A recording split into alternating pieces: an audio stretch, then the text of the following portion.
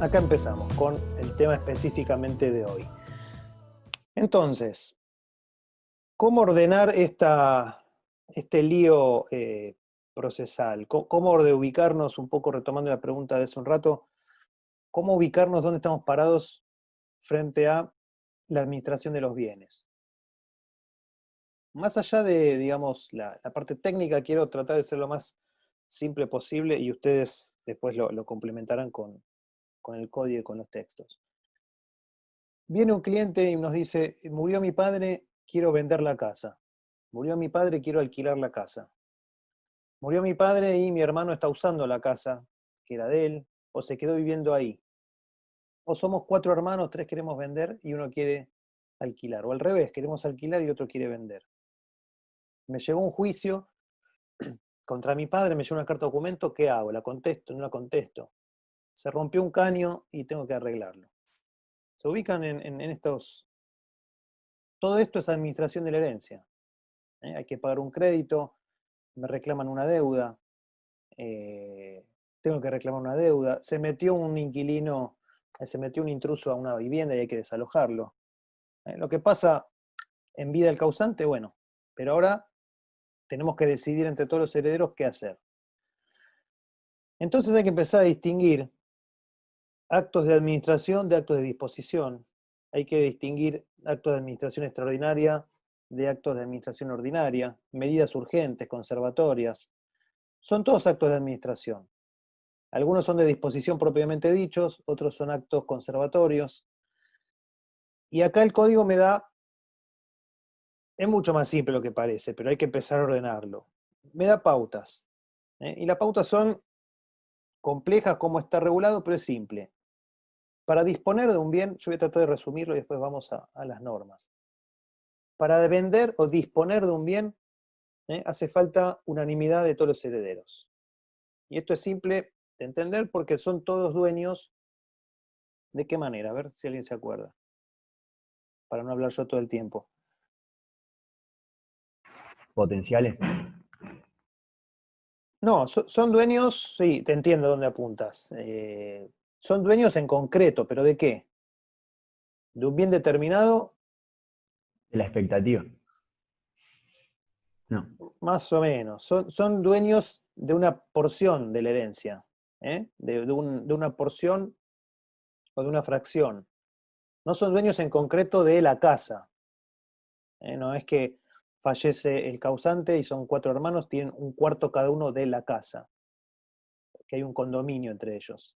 Tienen un cuarto, si son 4, hay que distinguir si hay bienes propios, gananciales, ya lo veremos, pero son dueños de una universalidad en proporción a cómo participan de la herencia.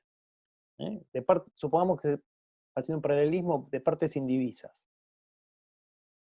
Se discute si la comunidad hereditaria es un condominio o no, esto no voy a entrar a discutir esto, pero en concreto van a ser dueños de un bien determinado en la partición. ¿Sí? Esto es lo que tiene que quedar claro. Desde la muerte del causante hasta la partición, son todos dueños de todo en proporción a su participación en la herencia. Entonces es lógico que para vender un bien se necesite unanimidad y conformidad de todos. Y eso es lo que dice el 23, 23, 24 y 25 que ahí yo les estoy citando. También para administrar un bien. Yo voy de mayor a menor. Para disponer, unanimidad. Para administrar, también hace falta unanimidad. Para lo que no hace falta unanimidad son para los actos urgentes, conservatorios. Cualquiera de los herederos puede reparar un caño, no sé, reparar un techo, poner una membrana en una terraza, pagar una deuda que si no la pago me van a ejecutar. ¿Sí? Medidas urgentes. Evitar un daño en la propiedad o en los bienes que dejó el causante. ¿Sí? Esto es el principio, y estamos hablando, acá sí para que se ubiquen, de administración extrajudicial. Administración extrajudicial. No estamos hablando de un juicio. Todo esto puede pasar sin que haya un juicio sucesorio, las medidas urgentes, pueden administrar sin un juicio sucesorio. Ahora, ya para disponer van a necesitar que se inicie un juicio sucesorio y que haya, bueno, lo que vamos a ver después, declaratoria, órdenes de inscripción y demás. Pero podrían vender un bien no registrable, tranquilamente. Puede haber, no sé, mobiliario o computadoras o adornos, joyas. Puede haber un montón de bienes. Ustedes me dirán, bueno, sí, el primero que accede a las joyas se las queda. Sí, lamentablemente esto pasa en todas las familias, o en la mayoría de las familias. Pero en teoría, hay bienes que podrían disponer sin estar iniciado un juicio, si están todos de acuerdo. ¿Por qué remarco que es una administración extrajudicial? Porque uno cuando piensa en la administración de la herencia está pensando en el administrador judicial, que puede existir o no. Eso lo vamos a ver en un rato. Puede haber uno de los herederos designado como administrador judicial. Lo cierto es que hay muchas sucesiones que se empiezan y se terminan sin ningún administrador designado. No es necesario. Después vamos a ver cómo se designa y qué funciones tiene. Acá estamos hablando de actos de la vida cotidiana y que se necesita unanimidad o no entre los herederos. ¿Hasta acá alguna duda? Miren que es importante, que esto quede claro. Entonces, el cliente que viene y me dice, quiero vender, tienen que estar de acuerdo todos tus hermanos. Quiero alquilar, tienen que estar de acuerdo todos tus hermanos. Y pero yo ya alquilé. Bueno, tendrás que rendir cuenta de lo que hiciste.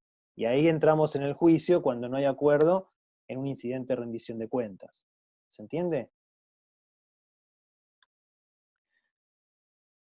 Hay que tener en cuenta que todo esto que yo estoy diciendo respecto a estos actos, hay que tener cuidado porque este heredero o este cliente que viene y nos dice, mire, yo alquilé y el juicio no lo inicié porque la verdad que no tengo ganas de meterme en una sucesión o no me interesa, quiero alquilar esto, cobrar algo y después veo. Ese acto implica la aceptación de la herencia.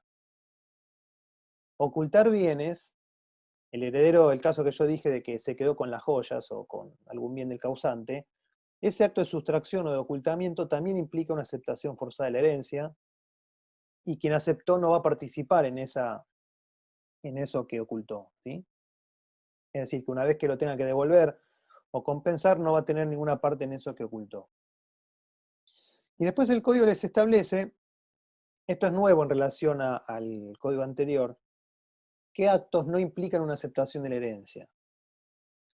Todos los actos conservatorios de administración, necesarios, excepcionales, todo lo que sea evitar un perjuicio a los bienes del sucesorio, no son aceptación de herencia, porque son actos que podría hacer cualquier persona. Y esta es la idea.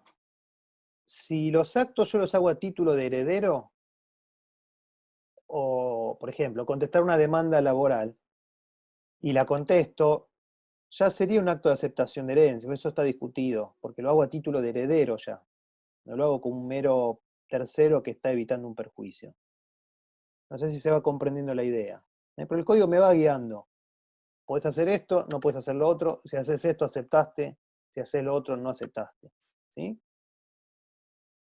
Yo en el material que les pasé hay un artículo que escribí sobre las medidas conservatorias, que son todas medidas que a veces conviene realizar cuando uno va a iniciar una herencia, o en el mismo escrito, en el escrito de inicio, o después, en cualquier momento, se puede plantear inventarios, secuestros de bienes, inhibiciones, embargos, bueno, una serie de medidas, ustedes véanlo, para justamente preservar el acervo hereditario y que no venga un heredero y empiece a disponer de los bienes o a perjudicar. Bueno, Profe, una consulta. sí. Usted, es un decir, ¿no? Usted dijo que necesitamos como la conformidad de todos los hermanos, ¿no? Si Sí. un hermano no quiere disponer, ¿no? ¿Hay alguna acción para hacerle, para que ceda? No, si uno quiere vender un inmueble y un heredero no quiere, que es típica y se empaca que no quiere vender, porque primero quiere alquilar para tener dinero, para arreglar el departamento y venderlo mejor, y los otros quieren vender así, bueno, eso es típico. no se lo puede forzar a vender. Lo que hay que hacer es pedir una partición judicial, ¿sí? Y ahí nos entramos a otro terreno que es designación de un perito partidor, se puede licitar, se puede pedir una atribución preferencial, se puede hacer una venta judicial del inmueble. ¿eh? En el código anterior había que rematar la propiedad, ahora hay otras alternativas para evitarlo, ¿sí? En resumen, Sí, no se lo entendí. puede Muchas obligar. gracias. No se lo puede obligar, se puede sí obligar a hacer la partición. Entonces, estos actos urgentes, acá también tienen ustedes eh, la regulación en el código de fondo, ante peligro material o jurídico de ciertos bienes. Medidas cautelares, a lo mejor un heredero va a una inmobiliaria y le da una autorización de venta sin conformidad de los demás. Esto es muy común. La inmobiliaria toma una seña, una reserva, después ven que no pueden vender porque falta la conformidad del otro. El comprador inicia un juicio de daños y perjuicios por la frustración de ese contrato, pide el doble de la seña y entramos en un lío. Bueno, ahí va a tener que responder este heredero que actuó sin la conformidad de los demás. Entonces, para evitar eso, bueno, hay medidas cautelares que se pueden solicitar. Esto son más artículos que yo acá les consigno sobre los pasos procesales para pedir las medidas cautelares, que no son iguales a las cautelares genéricas o las que siempre pedimos, que se necesita acreditar el peligro en la demora, la verosimilitud del derecho, la contracautela. Hay menos requisitos, en teoría, para solicitarlas. Entonces, si todos los herederos son propietarios de todo, el uso y goce de los bienes tiene que ser,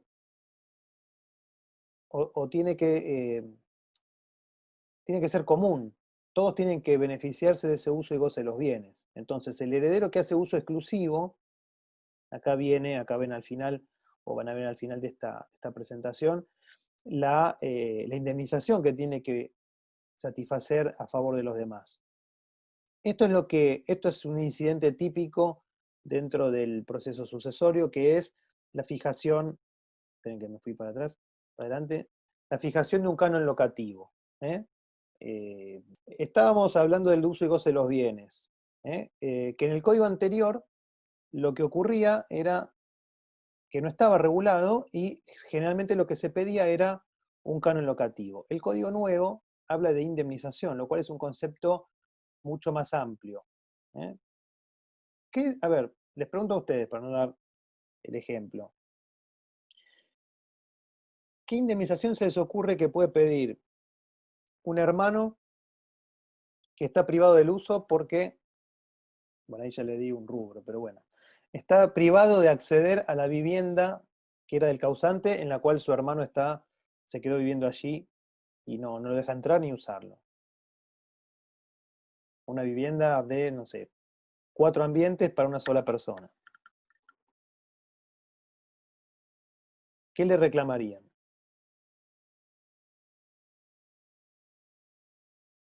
Que le dé una indemnización por la parte que no puede usar, como fue un alquiler, no. Claro, ¿qué rubros incluirían? Porque en el código anterior, o bajo la ley anterior, hablábamos siempre de un canon locativo. Pedíamos un alquiler. Se estimaba con una pericia cuánto es el monto real de un alquiler, y si eran 2 hermanos, se le exigía al otro que pague la mitad de un alquiler, porque el otro tiene a su vez derecho a usar esa vivienda. Pero a su vez, el que solicita el alquiler tiene que pagar la mitad de los gastos que tiene esa propiedad. Y acá empezaban los problemas cuando el que está viviendo empieza a hacer mejoras y dice, no, bueno, pero yo acá puse $100.000. Y el otro le dice, no, bueno, pero una cosa es que arregle los caños y otra es que en papeles con los mejores papeles, plastifique, levantes el piso y ponga piso entarugado y no sé. Y acá entramos a discutir otro incidente sobre las mejoras sobre los bienes. Se dan cuenta que esto no termina nunca. Esto que uno puede escuchar, mi vecino, la sucesión, el abogado la terminó en un mes, bueno, tuvo mucha suerte. Primero que es imposible por el plazo de los edictos. Y segundo que tuvo suerte porque no hubo problemas. Una sucesión sin problemas y con pocos bienes en algunos meses se puede terminar, pero no es lo usual, ¿sí? Entonces, ¿qué es lo que le pedirían? Profe, una Sí. consulta, lo de las mejoras, ¿no está ya estipulado? O sea, si se paga si son necesarias, nada más. O Y el va a haber lujo que, también puedo pedir. sí, claro, pero hay que discutir qué es necesario. Para mí puede ser necesario tener mármol de Carrara en el baño y porcelanato en el piso, y para mi hermano puede ser necesario, no sé, un piso más barato. Entonces, todo va a ser motivo de discusión, si era necesario, si era suntuoso, si era útil, esa diferencia de las mejoras. Eso ya va por otro expediente que va a ser, digamos, valorado en la partición cuando tengamos que fijar el valor de esa propiedad. Siempre va a haber créditos que se quieran hacer valer. Yo arreglé, sí, pero yo pagué los impuestos, pero vos lo estás usando, pero vos tenés otra casa. Es realmente complejo cuando hay varios bienes y hay peleas entre los herederos. Pero por eso, fíjense que es más amplio el concepto este de indemnización que el de canon locativo. Yo podría pedir privación de uso, podría decir que hubo un acuerdo de partición donde se iba a vender dentro de un plazo determinado, entonces yo di a la venta otro inmueble o comprometí a la venta mi parte, y después el hermano que estaba viviendo ahí no hace entrega de la propiedad en el plazo que se estipuló en la partición.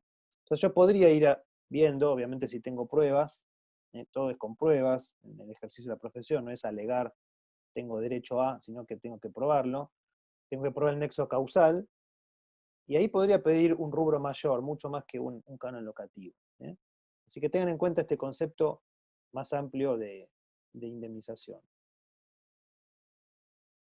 Ahí pueden ver la próxima. Sí, perfecto. Bueno, se había trabado entonces antes. Bueno, ustedes dirán, ¿esto es eterno que van a estar discutiendo toda la vida? Muchas veces sí. Yo he tenido sucesiones de 30 años, no yo porque, bueno, hace 23 que me recibí, pero que venía con otros abogados donde se peleaban por 1 metro y pico de cuadrado de un balcón, y había 10 o 15 propiedades para repartir, y los herederos se peleaban porque había una unidad que tenía 1 metro cuadrado más de balcón. Esto no es mentira, ni es un chiste, esto es real. Entonces tuvo que hacer una partición. Claro, ¿por qué me dan 30 años? Y porque había 2 titulares originarios, después murió la mujer de uno, después murió otro heredero, sucesiones, abogados que iban pasando. Y a veces pueden estar discutiendo toda la vida, por 1 metro cuadrado de balcón o por menos. Entonces, bajo el Código Viejo no había tantas herramientas para evitar una partición judicial, así que esto se solía trabar bastante. Dejando de lado estas cuestiones, yo puedo pedir la partición en cualquier momento como heredero, ¿sí? Pero puede haber una indivisión forzosa, que por 10 años me mantenga la herencia indivisa. En la legislación anterior teníamos la ley 14.394, de bien de familia, ausencia con presunción de fallecimiento, y teníamos en esta ley regulado estas indivisiones que hoy el código toma y que son muy similares. Ustedes después véanla en detalle los requisitos, pero básicamente son indivisiones, es decir, mantener la herencia, los bienes indivisos, sin dividir, en comunidad, impedir la partición por un plazo máximo de 10 años. ¿Quién lo puede pedir o establecer? Lo puede establecer el testador en su testamento. Voy a ir pasando, ustedes vean después los requisitos. Lo pueden acordar entre todos los coherederos, ¿sí? O lo puede solicitar el cónyuge supérstite. Yo ahí le dejo los artículos para que ustedes vean. Lo interesante acá, o lo que hay que tener en cuenta es que estos 10 años máximos, el juez lo puede reducir, si hay una circunstancia que así lo amerite, si hay algún heredero incapaz o menor de edad, o con algún tipo de necesidad, digamos, si cambia alguna circunstancia, el juez puede reducir este plazo, ¿sí? Sí. Si puede explicar bien el indivisión forzosa, por favor, porque no me queda claro. No, yo les decía que ustedes vean los requisitos para solicitarla. La indivisión Sí, forzosa es decir, bueno, yo quiero que durante 10 años, cuando me muera, mis bienes no se distribuyan. Que los usen los herederos, pero que no se vendan, que no se haga la partición, que no se lo repartan. Entonces, mediante un testamento puedo establecer justamente una indivisión forzosa. Forzosamente no pueden realizar la partición. Es simplemente mantener la comunidad hereditaria por un plazo máximo de 10 años. No sé si quedó claro el tema de la indivisión. Después los requisitos, para no extenderme, ustedes véanlos, pero es simplemente eso. Y también no me quiero meter en un fideicomiso testamentario, que se podría hacer, que es otra manera, y acá por 30 años, si yo quiero hacer alguna maldad a mis herederos, digo, bueno, por 30 años a partir de mi muerte no se toca nada. Bueno, ustedes dirán, pero esto es injusto. Bueno, después, no es sencillo, con el doctor Berbere tenemos un libro sobre fideicomiso aplicado a familias y sucesiones, que habría que actualizarlo, pero es realmente un trabajo muy, muy extenso, donde hay remedios también, acciones sucesorias para ver si este fideicomiso está violando la legítima de los herederos. O sea que hay muchas maneras de organizar o planificar la herencia, y también muchas maneras de perjudicar herederos, pero también hay muchas maneras de evitarlo. Y para esto hay que dominar todo el derecho sucesorio, que es bastante complejo. Bueno, fíjense que si uno es cónyuge supérstite, no conviviente supérstite, valga una aclaración, los convivientes no tienen derecho hereditario. El conviviente supérstite lo único que tiene es un derecho a continuar viviendo en la que fue la propiedad del causante, una especie de, o similar al derecho de habitación del cónyuge, pero solamente por 2 años. Ese es el único derecho que no es sucesorio, porque no es un llamamiento hereditario, sino que es un derecho sobre la vivienda por 2 años, si acredita que tuvo unión convivencial. Dicho esto, si uno es cónyuge supérstite, tiene sobre lo que es la vivienda, creo que yo les compartí un artículo sobre este tema, donde analicé todos los derechos que un cónyuge supérstite tiene sobre la vivienda, que fue la vivienda conyugal, o el hogar conyugal, o la vivienda familiar, el domicilio del causante, etc. Profe, yo tengo Por una ejemplo, usted dijo que la conviviente no tiene, tiene derechos hereditarios. ¿Puede ser? ¿Está bien? La conviviente no tiene. Los convivientes Perfecto. no tienen derechos hereditarios. Y si Tienen, esa conviviente tiene un hijo, ¿no? Él sí tendría, o sea, ese heredero forzoso, pero la conviviente no. si es el hijo del causante, sí. Ah, sí. Ella no, pero el hijo sí. Ah, Ella perfecto. tendría que comprobar en ese Simplemente. caso que el hijo es del causante. Si el causante murió y Se el presume. hijo no está reconocido, o depende, si estaban casados, es el hijo por imperio de la ley.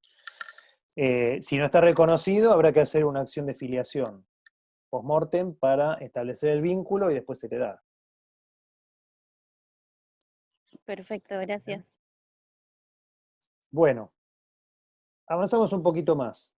Entonces les decía, ustedes fíjense que el cónyuge supérstite tiene un montón de derechos. Después yo les voy a pasar, si no se los pasé, un artículo, una presentación donde trato de, y creo que está colgada la conferencia o la charla, creo que está en YouTube también, donde trato de resumir todo lo que puede, en criollo, todo lo que puede pedir el viudo o la viuda respecto a esa vivienda. Todos los derechos que tiene sobre esa vivienda. Puede, ya vimos, establecer una indivisión forzosa, puede oponerse a que esa vivienda sea incluida en la partición, puede pedir el derecho real de habitación vitalicio y gratuito. Esto lo vamos a ver después cuando veamos sucesión del cónyuge, no, yo acá lo planteo nada más. Puede pedir la atribución preferencial en la partición, esto lo vamos a ver cuando veamos partición. parece que no quisiera explicar, pero bueno, ven que el derecho sucesorio está todo, es todo un sistema, no se puede aprender de a pedacitos. Esto después lo vamos a ver, pero vayan teniendo en mente que el cónyuge tiene mucho más derechos que los demás herederos en relación a la vivienda, que era el hogar conyugal, justamente porque hubo una vida en común con el causante en ese lugar. Vamos a tratar de avanzar. Bueno, acá pueden ver la próxima. Hasta acá estuvimos hablando de lo que es la administración extrajudicial, sin el juicio sucesorio iniciado o con el juicio sucesorio iniciado, pero sin que esté designado un administrador.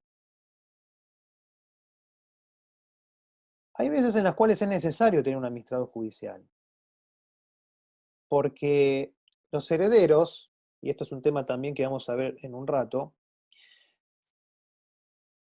tienen, estaba ordenando un poco los menús, los herederos tienen lo que se llama investidura, o lo que antes se llama posesión hereditaria, que tiene que, en algunos casos, ser declarada por el juez, y en otros la tienen de pleno derecho. ¿Sí? Esto lo vamos a ver en un ratito cuando veamos declaratoria de herederos. Pero puede ocurrir que yo, como heredero, tenga que realizar un montón de actos de administración, trámites, renovación de contratos, gestiones. Entonces yo necesito, frente a los demás, por más que yo sea el hijo del causante, no puedo ir a renovar un contrato o a pagar algo o a hacer no sé, un trámite administrativo con la partida de función y mi partida de nacimiento. Es decir, mire, yo soy el hijo, quiero hacer tal cosa. Me van a decir, no, a ver, ¿está declarado heredero? Y yo le voy a decir, no hace falta, la ley dice tal cosa. No, yo quiero ver la declaratoria. Pero la ley dice tal cosa, yo quiero ver la declaratoria. Entonces, ¿qué hago? ¿Insisto? ¿Le enseño derecho o hago la sucesión? Y me va a convenir iniciar el trámite para evitar todo esto todos los días. Pero con la declaratoria sola quizás no me alcance. Me va a decir, bueno, pero acá hay varios herederos declarados. ¿Yo cómo sé que usted puede hacer esto? De nuevo, le insisto y le explico, no. Bueno, entonces pido que se me designe administrador judicial. Y ahí voy a tener otro papel donde le voy a decir, mire, acá está mi designación como administrador, estas son mis funciones, acá ve que dice que yo puedo renovar el contrato. Ay, pero yo cómo sé que ese sello es real y la firma. Bueno, entonces, esta es la profesión, no es lo que leemos en los libros, lo escuchamos por ahí, es obstáculo tras obstáculo. Bueno, supongamos que el señor me cree, acá yo ya tengo una designación como administrador en la cual el juez me dice puede hacer tal y tal cosa. ¿Se entiende? A veces no necesito esto y a veces la sucesión transcurre sin un administrador judicial designado. Pero en cuanto yo necesite realizar esto o un heredero me empieza a discutir, no, yo estoy alquilando, vos alquilaste el otro, entonces, ¿quién va a seguir alquilando? ¿Quién va a renovar? Yo renuevo este contrato, vos el otro. No, a ver, que administre uno, o que administre varios. El código hoy permite que haya varios administradores.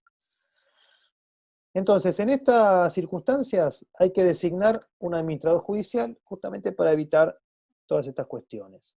Y la designación, ustedes están viendo que de nuevo hay superposición de normas entre el Código Civil y Comercial y los códigos procesales.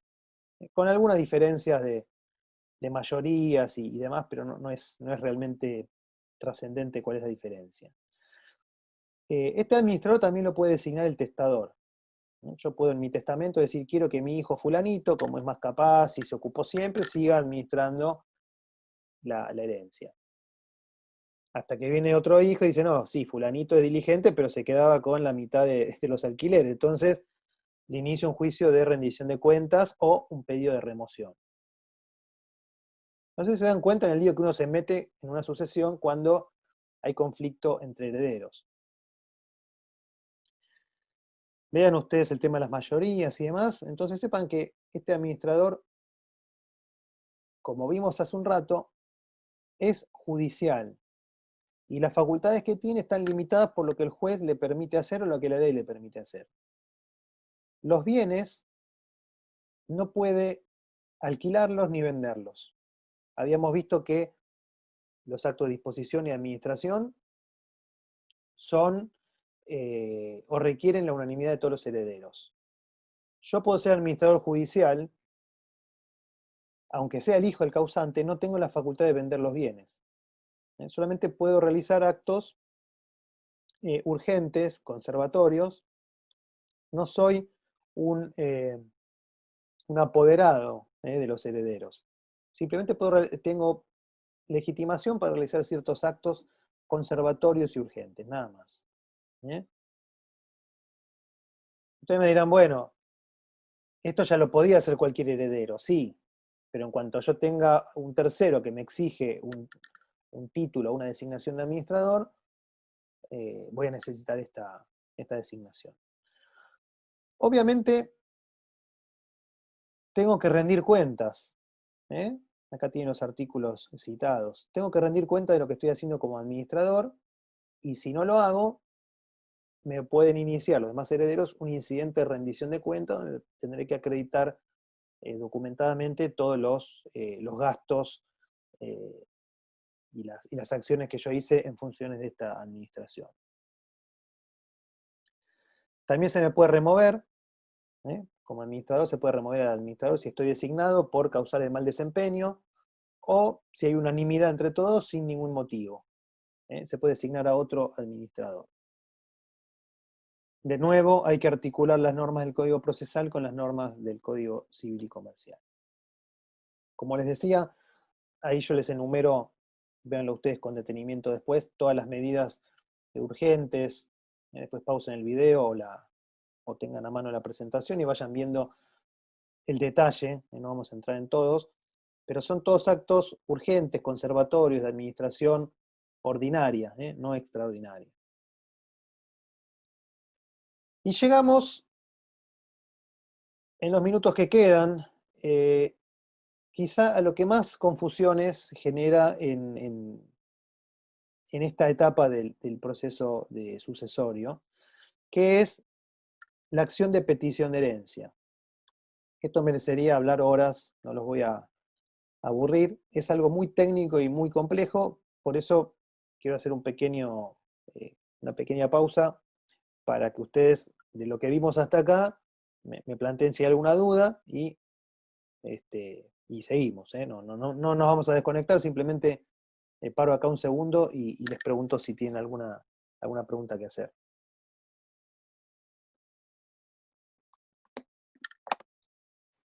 Cuando se remueve al administrador por mal desempeño, ¿tengo que alegar el mal desempeño del administrador y demostrarlo? ¿O solamente puedo ir y pedírselo al juez? No, como les decía, todo lo que yo planteo lo tengo que probar. Como en todo juicio, no es una mera manifestación. Si yo acuso a alguien de que hizo algo, tengo que probarlo. No basta declamar o otras cuestiones que no tienen que ver con el derecho. Tengo que plantear un incidente de remoción, sortearlo, pedir conexidad con el juzgado. A veces se plantea dentro del mismo expediente y el juez solo ordena que se forme el incidente. Generalmente lo que uno hace es, en el mismo sucesorio, plantear las causales de mal desempeño, se le va a dar traslado, se va a notificar al administrador, para que se manifieste, pero para pedir la remoción, previamente seguramente hubo un incidente de rendición de cuentas, que a lo mejor las rindió mal o no las rindió, y eso sí es una causal de remoción, pero yo tengo que vincularlo a algo que él hizo y probarlo, en el expediente o por fuera del expediente, digamos, cualquier acto que él haya hecho en violación a sus funciones. ¿Alguna otra pregunta hasta acá? Bueno, esto es muy importante, porque hay infinidad de abogados, y no me canso de escuchar preguntas de abogados en distintas conferencias y demás, que hay un miedo recurrente sobre esto de denunciar a otros herederos cuando uno inicia el juicio sucesorio. Entonces, tengan esta idea en mente. Por ejemplo, tengo un hermano, voy a iniciar la sucesión de papá y no lo voy a denunciar. ¿Qué pasa? Hay un terror a realizar esto y hay mucha mala interpretación, incluso en un fallo que me parece bastante,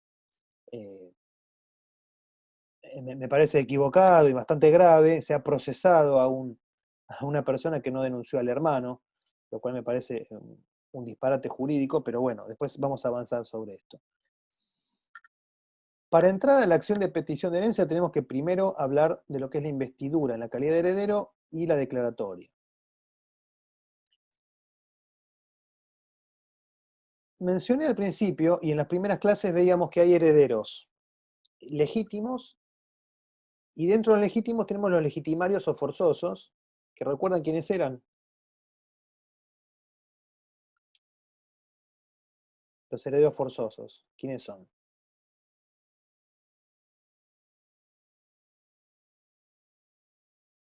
Miren que queda en YouTube esto, ¿eh?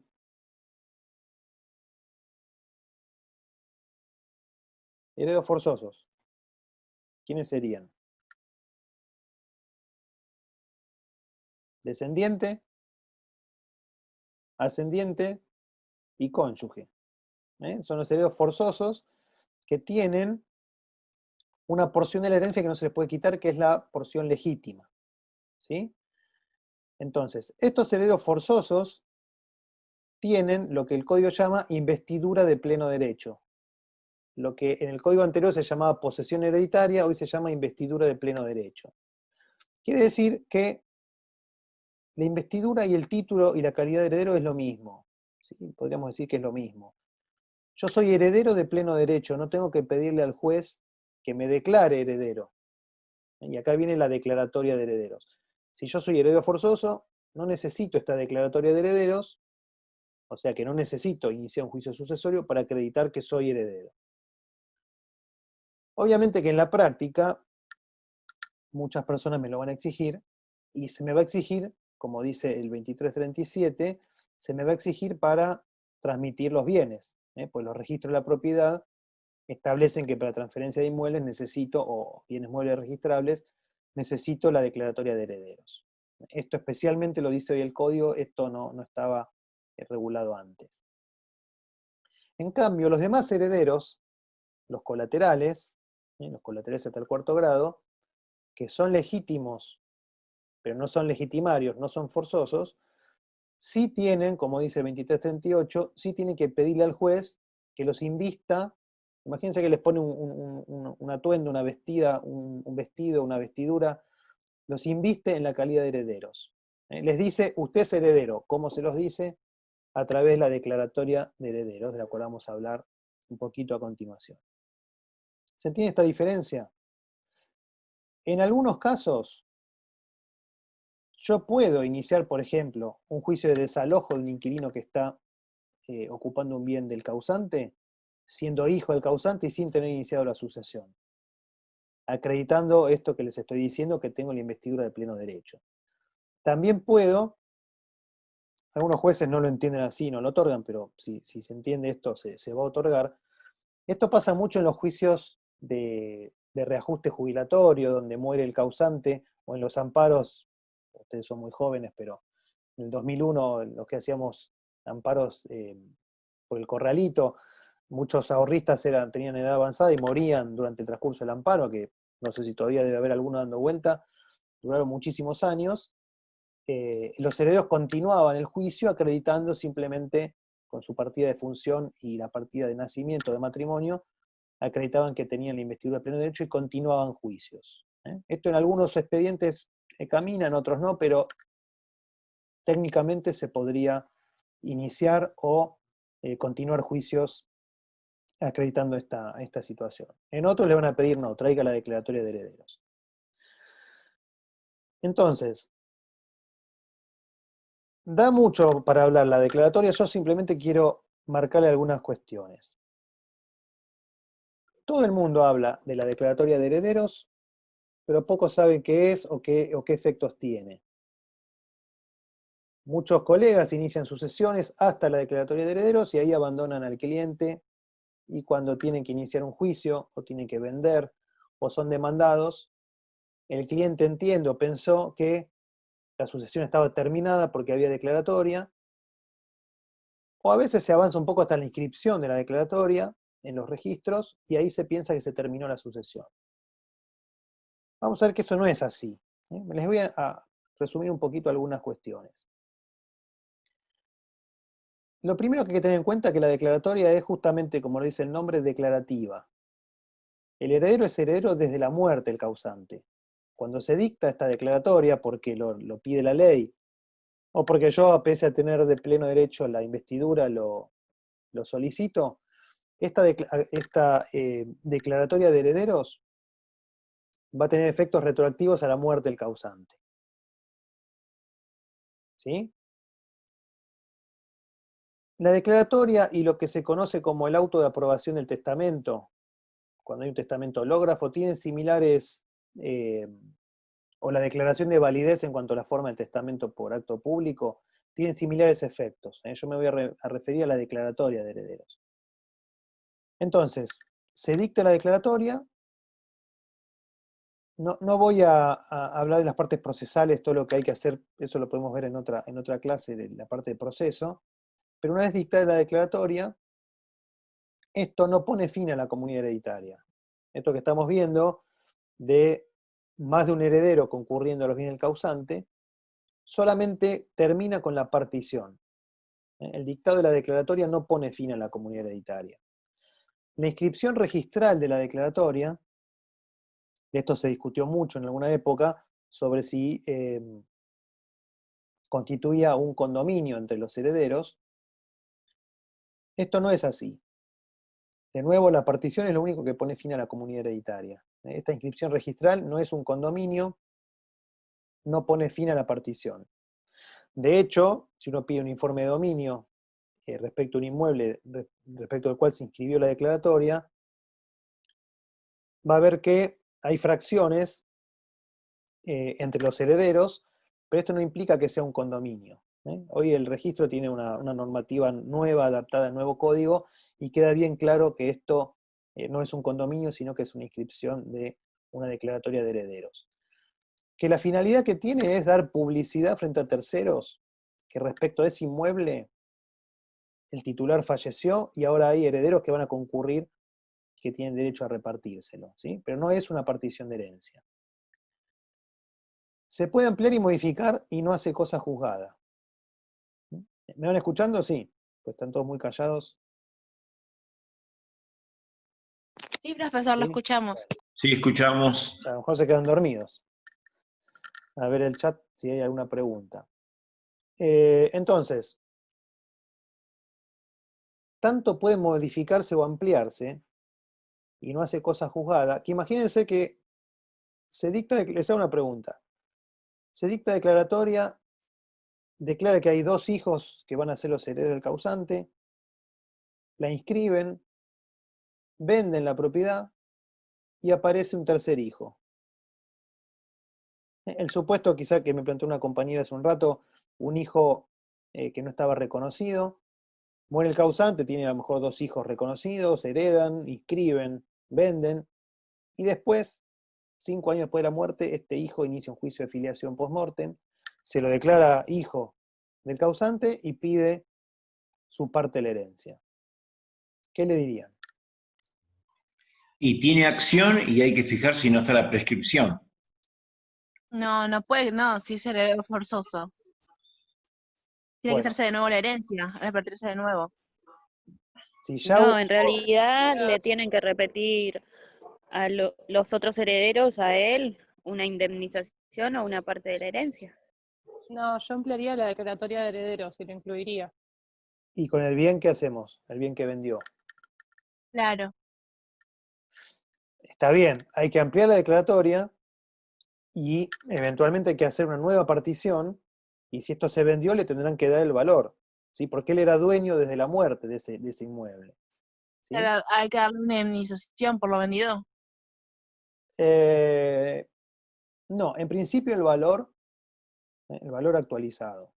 La indemnización ya tiene que ver con otra cuestión que vamos a ver, o no sé si vamos a Más tener adelante. tiempo ya hoy, pero que es la acción de petición de herencia. Por eso vayan teniendo estas cuestiones en mente. Nos quedan 10 minutos, no sé, no vamos a llegar a ver petición bien, pero después lo vamos a... Me parece que la voy a grabar esa parte para que quede más clara. O al revés, no aparece un nuevo heredero, aparecen más bienes.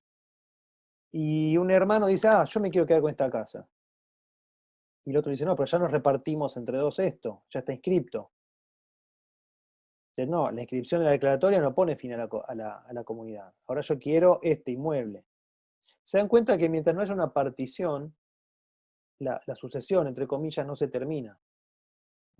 La mera inscripción de la declaratoria, incluso la venta de los bienes. Recuerden cuando vimos responsabilidad del heredero, que aún después de vender los bienes, si aparece un acreedor del causante y su crédito no está prescripto, él responde con el valor de lo que vendió. Claro, un cliente escucha todo esto y dice, bueno, no termina nunca. Y termina, a los 10 años de la muerte del causante termina, cuando prescriben los créditos termina, porque ahí ya nadie puede reclamar un crédito y nadie puede aceptar la herencia. Pero Profe, esto- le hago una pregunta. sí. Para inscribir la declaratoria de herederos en el registro, supongamos que es por un inmueble, ¿el registro puede exigir la partición, que esté hecha la partición al momento de la inscripción de la declaratoria, o es un paso que se podría hacer posteriormente? ¿O depende de cada registro? No, la inscripción de la declaratoria es independiente de la partición. Yo puedo hacer la inscripción de la declaratoria y no tener una partición hecha y dejarla así. O puedo no inscribir la declaratoria y vender por tracto abreviado y que el comprador inscriba la declaratoria a su favor. No hay que hacer partición. Obligatoriamente, digo. ¿Sí? Ok, perfecto. Era una duda Entonces, que tenía. sí. Bueno, entonces, hay pasos previos a la inscripción registral. Bueno, dije que no lo iba a decir, pero bueno, lo había puesto acá abajo.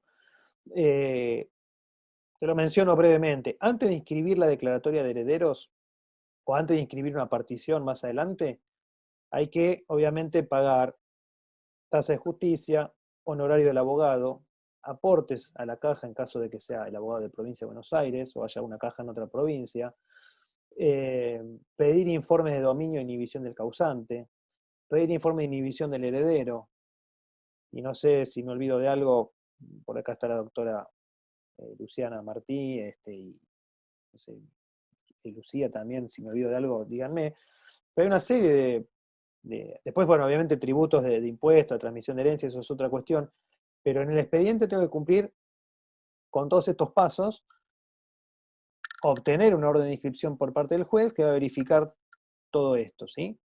Hablo de los pasos entre la declaratoria y la inscripción, no me estoy refiriendo a los pasos entre el inicio y la declaratoria, que ahí ya son otros que ya vamos a ver, edictos, informes, oficios, etc.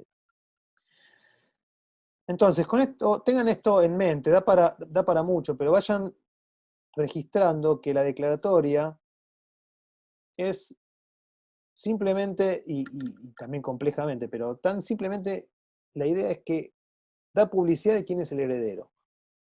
Los efectos son muchos, pero es mucho más simple de lo que parece, es simplemente decir, usted es heredero, o lo invisto en el carácter de heredero, y a partir de ahí usted puede hacer tal o cual cosa, puede inscribir, puede iniciar juicios, puede hacer un montón de actos jurídicos.